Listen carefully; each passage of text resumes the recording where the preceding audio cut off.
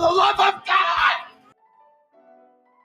Ever since George Bradley of the St. Louis Brown Stockings threw a no-hitter on July 15th, 1876, there has been just 326 no-hitters in Major League history, with 20 of them having been combined no-hitters, meaning they were thrown by more than one pitcher, as was the case in 2022 when 5 Mets pitchers combined to hold the Phillies hitless.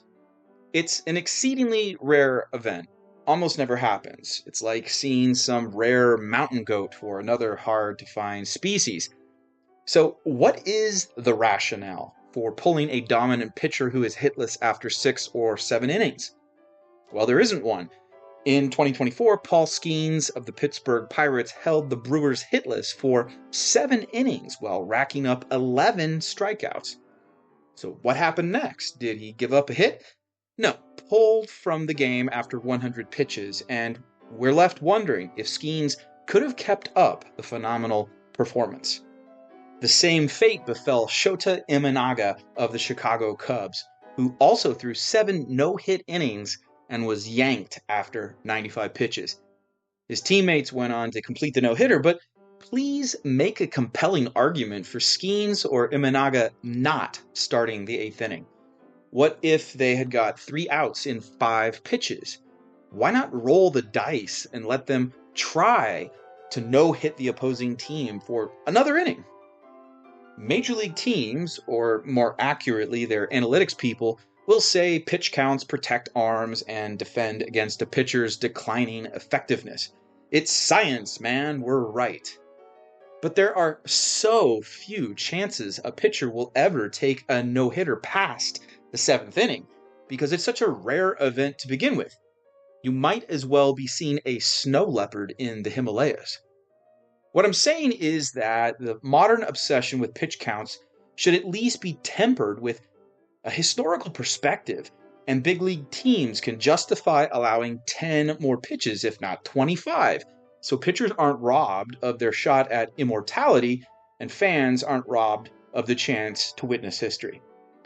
So we know baseball is special because fans can compare today's stars to those from 150 years ago. In 2024, Luis Arraez led the National League in batting average, while Cap Anson did it in 1888. Their respective numbers, 344 and 314, still compare to each other, centuries apart, and the same goes for earned run average among pitchers. The ERA champions of the 1880s have numbers similar to the ERA champions of the 2020s.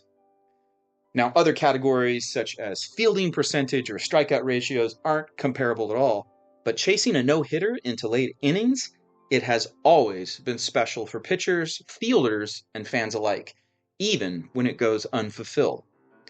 Even casual fans of the sport will call or text friends, "Dude, so-and-so has got a no-hitter going into the 8th. Better turn on the game." Not only are no-hitters much more likely to happen than an immaculate inning, perfect game, or 20 strikeouts, the pitchers have a relatively good chance of holding a team hitless through 6 innings. The 7th inning is when things get interesting, and this obsession with pitch counts and workloads is also threatening the 20-game winner. From the dead ball era onwards, winning 20 games in a single season has been a pitching milestone. Those capable of doing it multiple times, Walter Johnson, Warren Spahn, Steve Carlton, Tom Seaver, Jim Palmer, Tom Glavine, those guys are exceptional titans. But just on its own, winning 20 games meant you had joined a special club, a bit like the no-hitter. Jim Bouton, who won 21 games in 1963, wrote this in his memoir, Ball 4, 6 years later. Quote, "If you had a pill that would guarantee a pitcher 20 wins, but might take 5 years off his life, he'd take it." But Major League Baseball is departing from the historical norm of at least 2 Major League pitchers winning 20 games annually, as teams have begun removing their starters earlier and earlier from games and before a decision is reached. In both the American and National Leagues, long gaps occur between 20-game winners, and it hasn't happened in the American League for a long time. Look, I don't imagine we're going back to 1968 when Bob Gibson started 34 games and completed 28 of them. I'm not expecting the return of that era. But pulling a pitcher who has held the opposing team hitless after 95 pitches, that is lunacy. It's bad for the fans. It's bad for the sport. Pitchers and defenders are as good as ever. Let Paul Skenes and his defense try to win 20 games and chase every no-hitter. Hey, thanks for watching this one. I'm curious to receive your comments.